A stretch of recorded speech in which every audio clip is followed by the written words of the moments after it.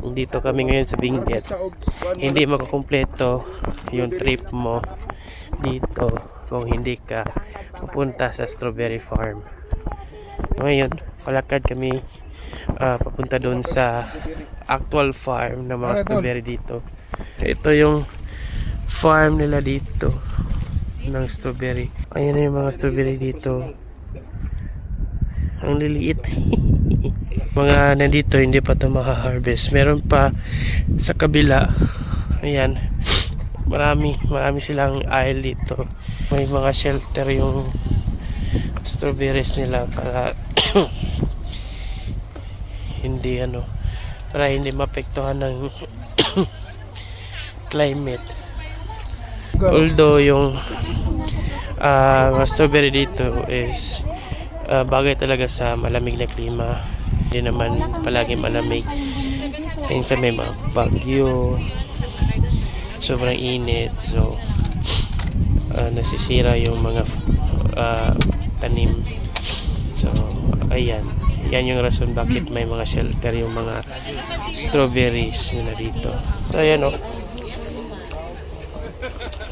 may mga pinitas na strawberry dito. Doon,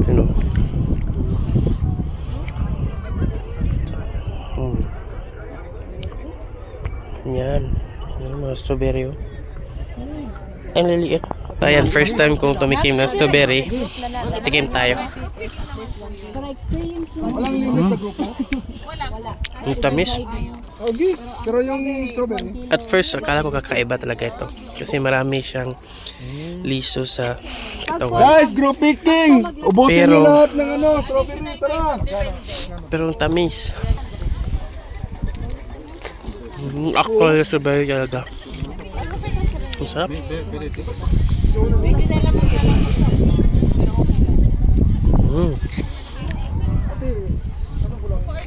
Wag yun lang kainin yung dahon. Shoutout kay ma'am. Bili tayo ng tatlo. Lagyan na mga walang pera, ma'am! Bili tayo ng tatlo. Ayan. Thank you, ma'am. Lagyan na walang pera! Ay, tama ka dyan! Kasi maraming violation. Ang haba ng farm nila.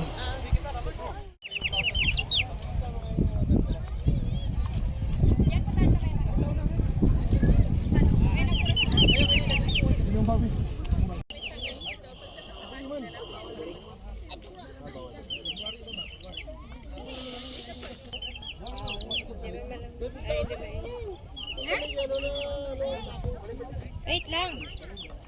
Mas maganda pa manghihintay.